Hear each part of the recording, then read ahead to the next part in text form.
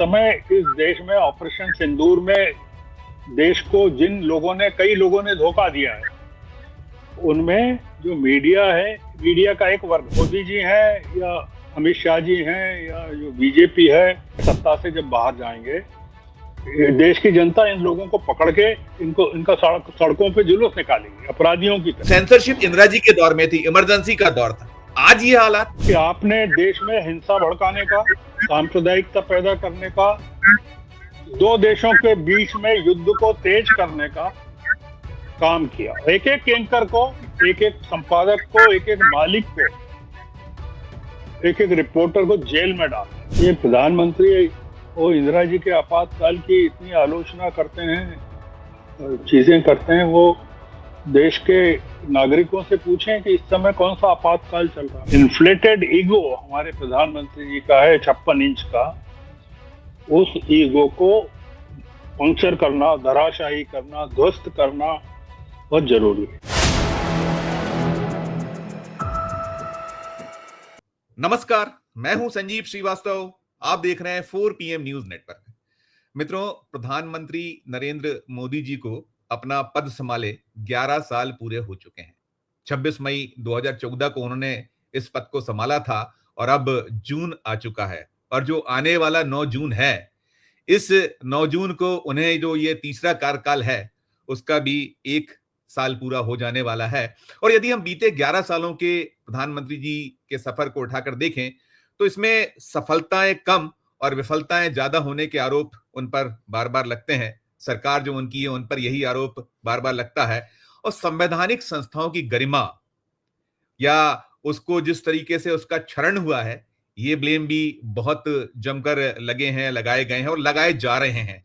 और यदि हम बीते 11 सालों के नरेंद्र मोदी जी के सफर को देखें, क्योंकि आज तो यही कहा जाता है कि जो भारतीय जनता पार्टी है वो मोदी और शाह की है, तो जो एक नारा होता था कि पार्टी विद द डिफरेंस, चाल, चरित और चेहरा, ये सब अब बचा कुछ नहीं, ये भी तार तार हैं।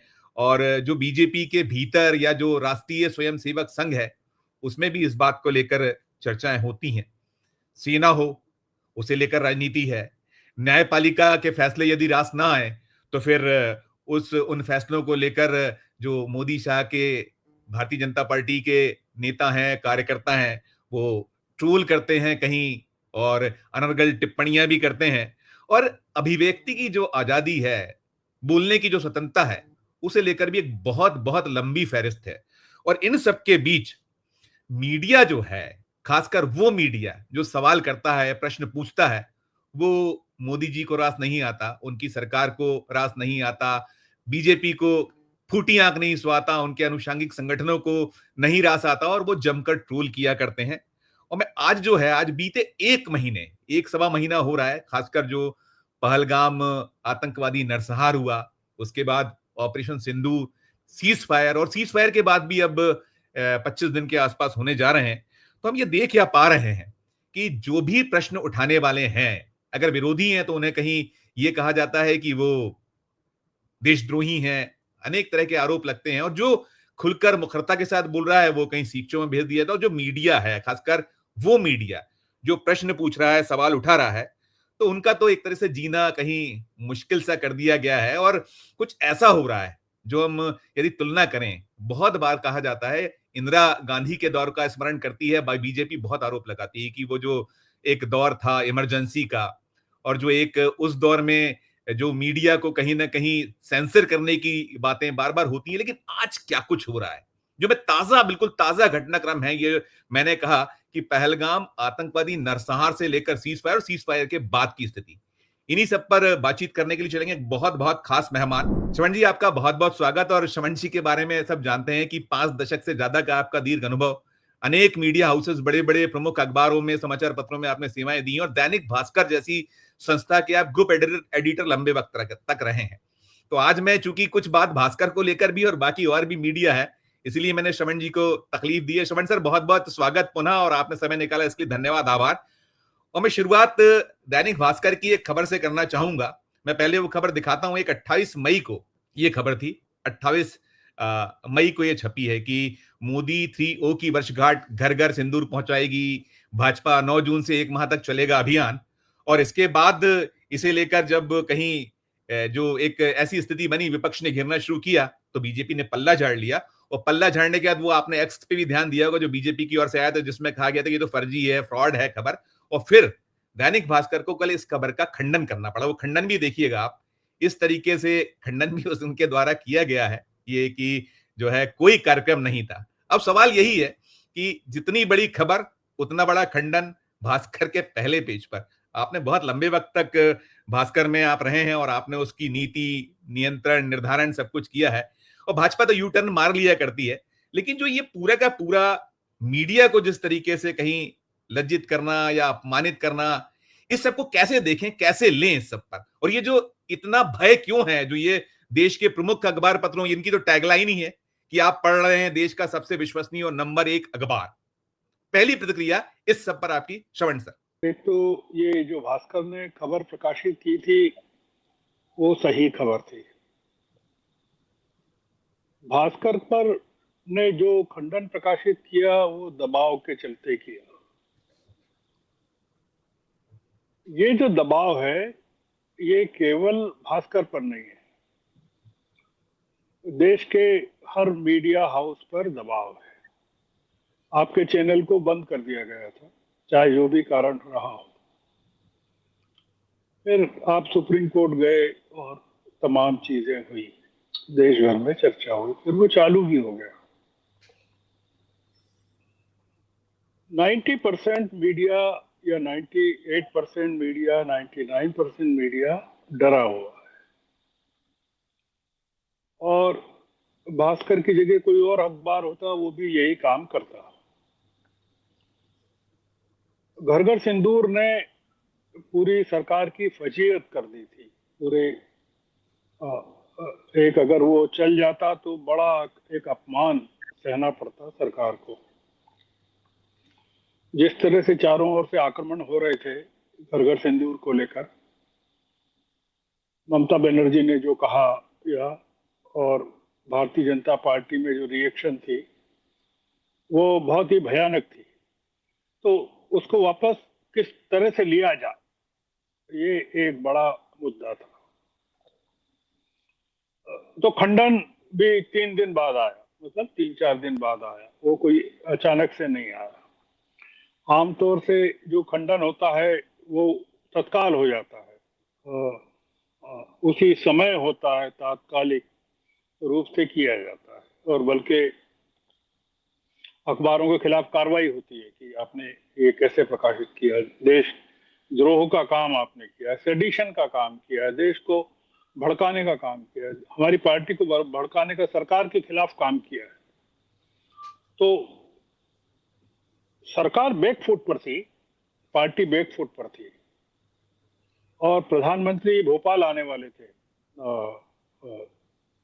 कल वो भोपाल में थे 31 तारीख, और वहां तमाम महिलाएं उपस्थित थी। अगर ये घर घर सिंदूर की खबर का खंडन नहीं होता, मतलब किसी अखबार वाले को, किसी रिपोर्टर को ये पता करना चाहिए कि कितना सिंदूर खरीदा गया होगा और उसकी कितनी पुड़ियाएं बनाई गई होंगी। Yes sir, yes. और उसके साथ बांटने के लिए क्या क्या इंतजाम किए गए होंगे, और वो सिंदूर अब कहाँ है। मतलब हमारे यहाँ जो खोजी पत्रकारिता है वो तो पूरी की पूरी गटर पत्रकारिता हो गई है, और जो पत्रकार हैं वो उस गटर के कीड़े हो गए हैं। तो इसलिए भास्कर की हिम्मत नहीं हो सकती थी कि वो बताती कि देखिए ये जो हमने कहा था उसके ये प्रमाण है, ये सिंदूर है, ये उसके पैकेट्स हैं, ये उसके साथ दिया जाने वाला है, ये घरों की लिस्ट है, ये योजना है। क्योंकि भास्कर जैसा अखबार है वो इस तरह की कोई बड़ी गलती नहीं कर सकता कि वो फर्जी खबर छाप दे कि घर घर सिंदूर बांटा जाएगा। तो ये खबर सही थी, उसको फेक साबित करना मीडिया सेल के मालवी साहब की मजबूरी थी, और भास्कर के लिए खंडन छापना बहुत जरूरी हो गया। वो जो फेक न्यूज का जो पट्टा लगा था वो रांची की खबर पर लगा था, जो ट्विटर हैंडल पर या एक्स पर देखा हो कि ये वो सर है जो वो फेक जो न्यूज है वो रांची उस पर लिखा हुआ है, और जो खंडन जारी हुआ है वो रांची में नहीं हुआ होगा, वो भोपाल में हुआ होगा, हेडक्वार्टर से हुआ होगा, मुख्य सारे अखबारों में छपा होगा, देश भर के भास्कर में छपा होगा। तो ये हमारे इस समय की जो ऑपरेशन सिंदूर का एक जो काला अध्याय है, उस काले अध्याय में एक चीज ये भी कि जो अगर कुछ हैं जागरूक पत्रकार, उनको केवल एक सुझाव देना चाहता हूं कि वो केवल एक काम करें, और वो एक काम ये करें कि ऑपरेशन सिंदूर के दौरान जितनी भी फेक खबरें छपी हैं अखबारों में और चैनलों पर जितनी हेडलाइंस चली हैं, उन सब के विवरण निकाल सारे के सारे अखबारों में। ये सरकार जब चली जाए और हुकूमत में परिवर्तन हो जाए, तब देश के नागरिकों को ये पता चलना चाहिए कि हमारे यहाँ किस तरह की पत्रकारिता हुई है ऑपरेशन सिंदूर के समय में। या बहुत ही अगर कोई पत्रकार ये कोशिश कर सके कि उसी दौरान पाकिस्तान में किस तरह की पत्रकारिता हुई है, वो वहां के अखबारों को, वहां के चैनलों के हेडलाइंस को प्राप्त कर सके, तो ये एक बहुत बड़ा पत्रकारिता की सेवा होगी कि हमारे यहाँ के हिंदी अखबारों ने, चैनलों ने, मेन स्ट्रीम के किस तरह की गंदी पत्रकारिता की।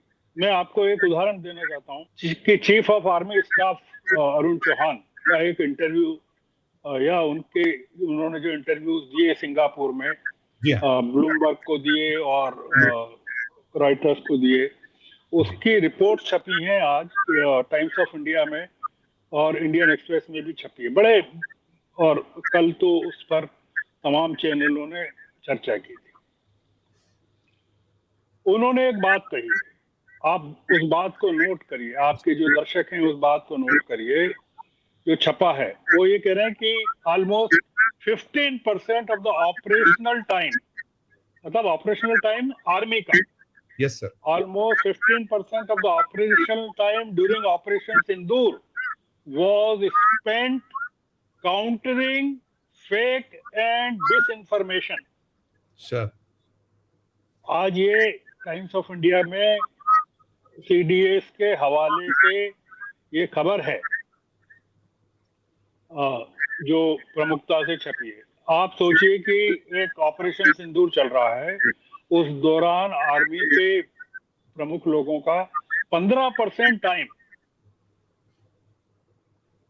किसको कहते हैं 15%, बड़ा वो टाइम। इस काम में गया कि जो फेक न्यूज और डिसइंफॉर्मेशन है उसको काउंटर करना है। कराची पर हमला हो गया, इस्लामाबाद कब्जे में आ गया, ये तबाह कर दिया। आप सोचिए कि ये जब हुकूमतें चली जाएगी और कोई नई हुकूमत आएगी आने वाले जमानों में, इन सब लोगों पर वॉर क्राइम, युद्ध के समय अपराध के सवाल मुकदमे मैं चल आपसे के इनको पूछने जेलों में डालना चाहिए। मैं सवाल पूछने वाला था, आप बोलिए, प्लीज बोलिए, फिर मैं और भी इसको लेकर सवाल करूंगा। इनको इनको जितने पत्रकार, संपादक और मालिक हैं उनको जेलों में डालना चाहिए कि आपने देश में हिंसा भड़काने का, सांप्रदायिकता पैदा करने का, दो देशों के बीच में युद्ध को तेज करने का काम किया। एक एक एंकर को, एक एक संपादक को, एक एक मालिक को, एक एक रिपोर्टर को जेल में डालना चाहिए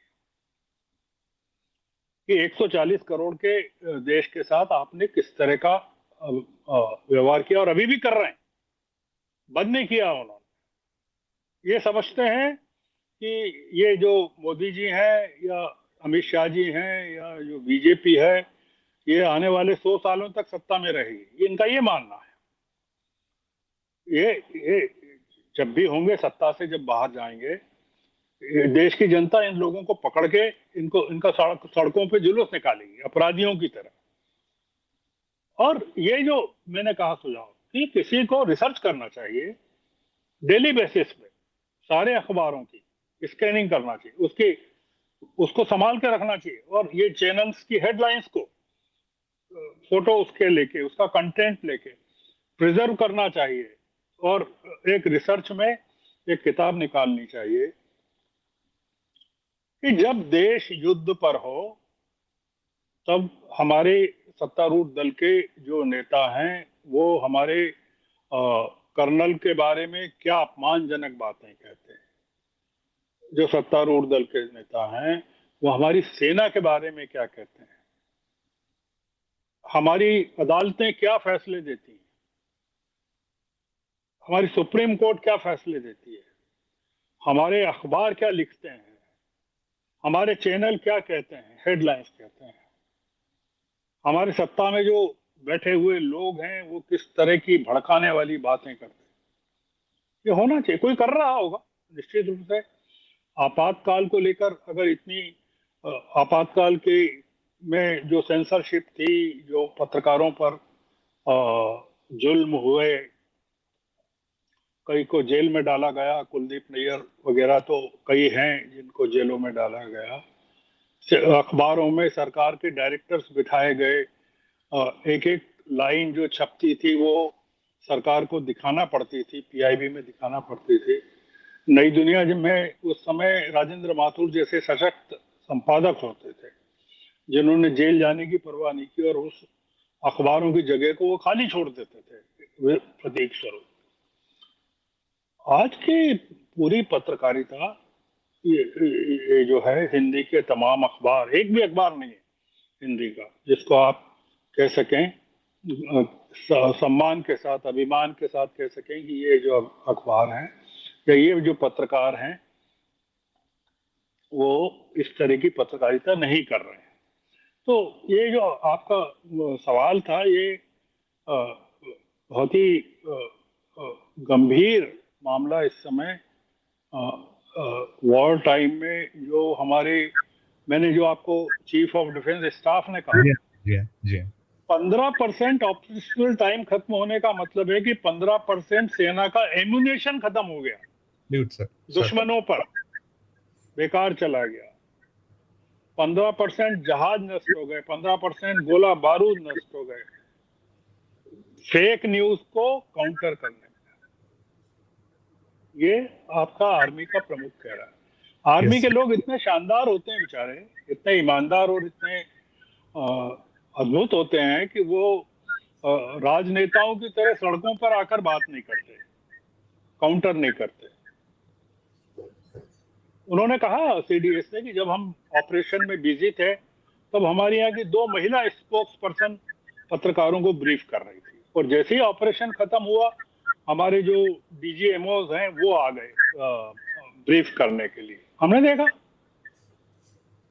तो ये जो इस समय इस देश में ऑपरेशन सिंदूर में देश को जिन लोगों ने, कई लोगों ने धोखा दिया है, उनमें जो मीडिया है, मीडिया का एक वर्ग, मैं पूरा वर्ग नहीं कह रहा हूं, अंग्रेजी के मीडिया के, अंग्रेजी के बहुत सारे पोर्टल्स और हिंदी के भी बहुत सारे यूट्यूब चैनल्स और हिंदी के कई बहादुर पत्रकार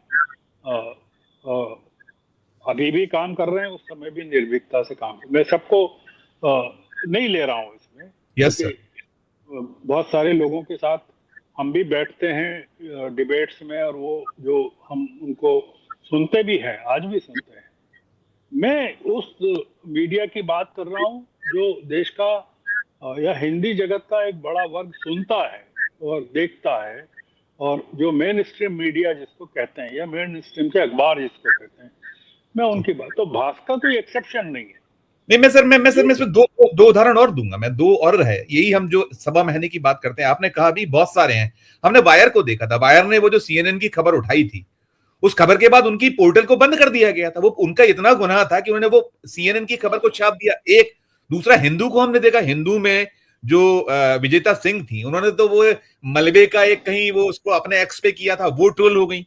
फिर हिंदू ने वही उसी तरह के समाचार को उनको न केवल छापने का हटाया बल्कि माफी मांगी उन्होंने। तो ये भय, इतना भय है सर, हिंदू जैसा अखबार या वायर को आप बंद कर दीजिएगा, ये कैसी है जलने? तो आप कह रहे हैं कि साहब सेंसरशिप इंदिरा जी के दौर में थी, इमरजेंसी का दौर था, आज ये हालात। नहीं नहीं, ये तो कपिल सिब्बल खुले तौर पर कहते हैं, सब लोग कहते हैं कि ये अघोषित आपातकाल है। ये प्रधानमंत्री वो इंदिरा जी के आपातकाल की इतनी आलोचना करते हैं, चीजें करते हैं। वो देश के नागरिकों से पूछें कि इस समय कौन सा आपातकाल चल रहा है। ये तो उस आपातकाल से भी बदतर आपातकाल है। वो कम से कम घोषित था। मैं उसमें उस समय इंडियन एक्सप्रेस में काम करता था उस जी आपातकाल जी में। सर। जी तो मुझे पता है उस आपातकाल के बारे में। नरेंद्र मोदी उस समय कहीं नहीं थे और अमित शाह कहीं नहीं थे जब वो आपातकाल था। हम लोग काम करते थे ना उसमें, गोयनका जी के साथ, जयप्रकाश जी के साथ। तो ये जो चल रहा है, ये हिंदी पत्रकारिता को, मैंने जो कहा आपको वो, उसमें ये भी करना चाहिए कि न्यूयॉर्क टाइम्स ने क्या प्रकाशित किया यस वो सर। भी होना चाहिए। Yes sir. कि न्यूयॉर्क टाइम्स के अखबारों ने क्या छापा और विदेशी अखबारों ने क्या छापा और हम क्या छाप रहे, गार्जियन क्या छाप रहा था, इकोनॉमिस्ट क्या छाप रहा था। देश की देखिए, आंखें खुल गई। जी जी। जी जी हाँ। बिल्कुल आंखें खोलने की बात। आप जो सीडीएस की आपने बात की, सीडीएस ने वो भी कहा है सर, वो राफेल का नाम तो नहीं लिया है, लेकिन जहाजों के गिरने की वो जो सिंगापुर के इंटरव्यू की आप बात कर रहे हैं उसमें कहीं ना कहीं स्वीकारोक्ति है। उसी पे पूरा बवाल है। आप छुपा रहे हैं निरंतर। कब तक छुपाइएगा? आज के दौर में कुछ छुप सकता है कि आप तो क्लियर होता चला जा रहा है। और आप इन्हीं चीजों पर जो मीडिया को कहीं निशाने पे ले रहे हैं, विपक्ष को आप देशद्रोही करार दे रहे हैं, वो पूछते हैं, वो कहते हैं पाकिस्तान परस्त हो आप। क्या है ये सरकार का, किस तरह का देखिए, चेहरा है सर? मैं सीडीएस की कोई गलती नहीं मानता हूँ।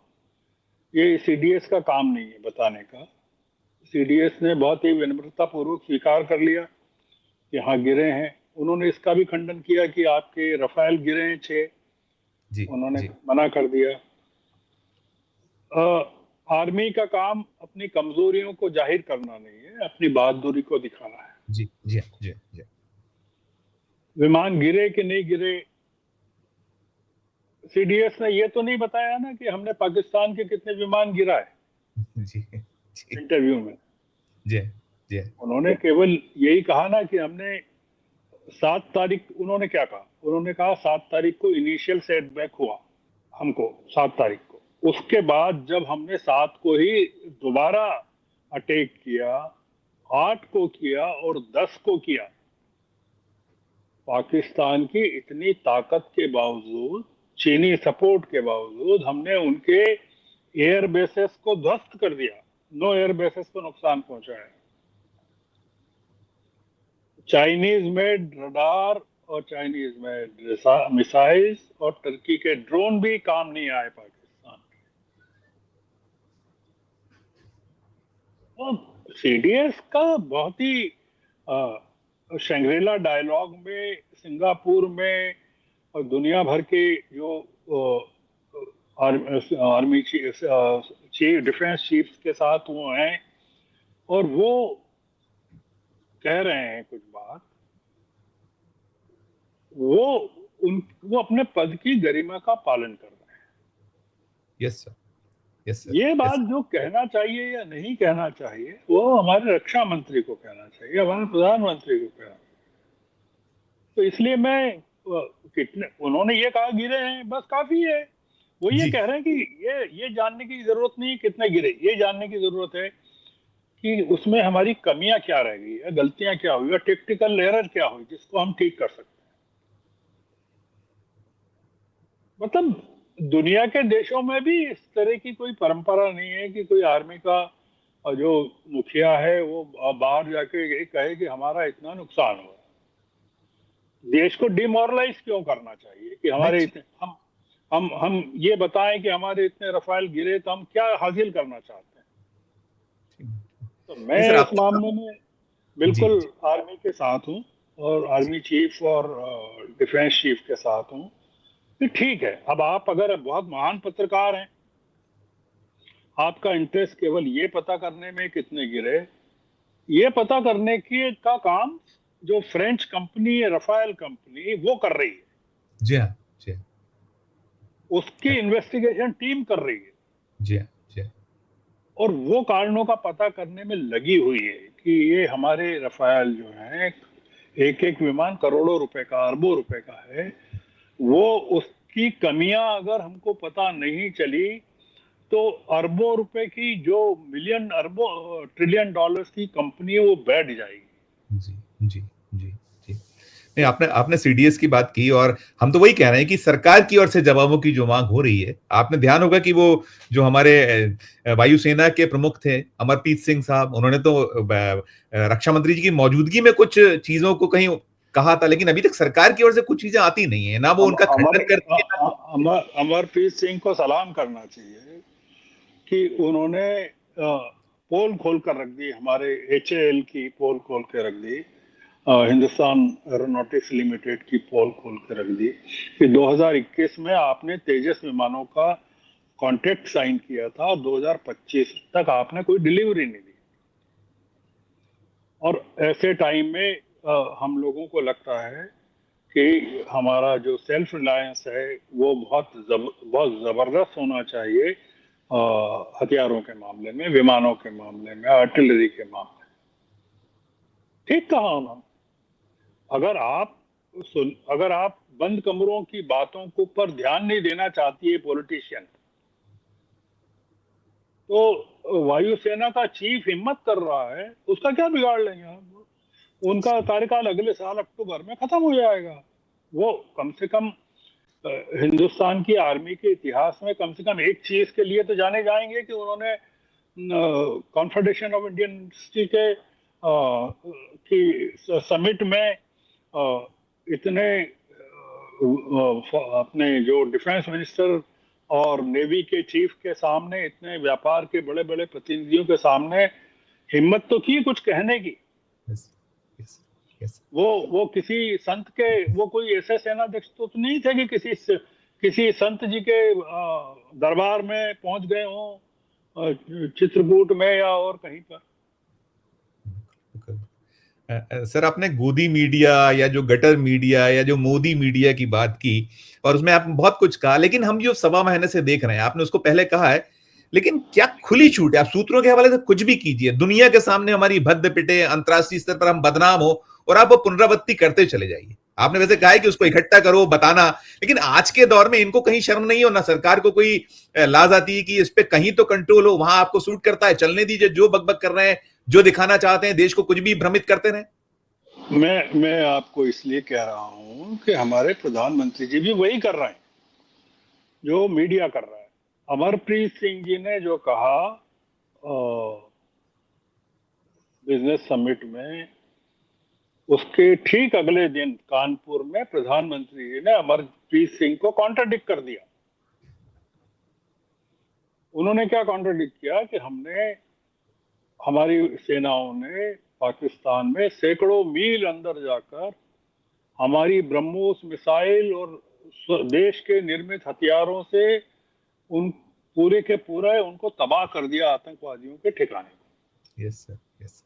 वो क्या कह रहे हैं कि हम जो कर रहे हैं प्रोडक्शन, हमारा जो स्वदेशी प्रोडक्शन है वो जबरदस्त है, वो ये कह रहे हैं। और अमरप्रीत सिंह कह रहे हैं कि आपको इस तरह के मौकों पर जो डोमेस्टिक प्रोडक्शन है उसमें हमको सेल्फ रिलायंस की क्यों जरूरत पड़ी। इसका मतलब ये कि जिन विमानों का आपने इस्तेमाल किया, वायुसेना ने इस्तेमाल किया, सुखोई का, मिराज का, रफाल का, और भी जो विमानों का इस्तेमाल किया, वो उतने कारगर साबित नहीं हुए, या हुए होंगे, हुए नहीं होंगे। और उनको लगा कि ये ऐसे मौकों पर जब चीन खड़ा हो उनके साथ में, पाकिस्तान के, उन्होंने सीडीएस ने ये भी कहा है, 80% जो उनके विमान और हथियार और सारी चीजें थी वो पाकिस्तान के पास दूसरों की थी, जिसमें तुर्की का उन्होंने नाम लिया या चीन का नाम लिया। तो आप सोचिए कि हमारे बहादुर सैनिकों की जो लड़ाई थी वो चीन के साथ थी। और ऐसे टाइम पर हमारी, और उन्होंने ये भी कहा कि चीन का जो पार्टिसिपेशन था वो उतना डायरेक्ट नहीं था। उन्होंने ये भी कहा कि हमारी जो करीबन 3,500 किलोमीटर की जो लाइन ऑफ एक्चुअल कंट्रोल है वहां पर चीन की तरफ से हमने कोई हरकत नहीं देखी। तो चीन ने कोई बहुत एक्टिवली, सिवाय इसके कि अपने विमान दिए, हथियार दिए, रडार दिए, उनके रडार भी काम नहीं आए, सीडीएस ने कहा। उनकी मिसाइलें भी काम नहीं आई, सीडीएस ने कहा। ये जो कहा अमरप्रीत सिंह जी ने, बहुत सीरियस बात कही है। और ये नागरिकों को पता होना चाहिए कि भाई जो एक इन्फ्लेटेड ईगो हमारे प्रधानमंत्री जी का है 56 इंच का, उस ईगो को पंक्चर करना, धराशायी करना, ध्वस्त करना बहुत जरूरी है। और जब मीडिया नहीं कर रहा है, मीडिया गुलाम है, तो एक आर्मी का एयर चीफ मार्शल कर रहा है जो काम मीडिया को करना चाहिए। राइट। वो काम वो कर रहा है। जी। मैं सर आखिरी सवाल आपसे, जी मैं सर अंतिम सवाल, मैं अंतिम सवाल सर ये करने जा रहा था कि अभी जो दिख रहा है, यानी गोदी media, Modi media, gutter media को 100 खून माफ है, और जो सवाल पूछने वाला मीडिया है, वैकल्पिक मीडिया है, वो अभी तो ऐसे ही कुचला जाएगा। और वो कैसे बचे सर, वो कहां क्या करे, वो एज ए आप इतना दीर्घ अनुभव, कैसे इनसे निपटा जाए, यहां लाके समाप्त करूंगा। बंद कर देना चाहिए। जिन लोगों में ऐसी हिम्मत नहीं है बर्दाश्त करने की कि वो ये जो हुकूमत है ऐसे लोगों को कुचल सकती है, समाप्त कर सकती है, जेलों में डाल सकती है, अगर वो हिम्मत नहीं है, गुजरात समाचार जैसी हिम्मत नहीं है।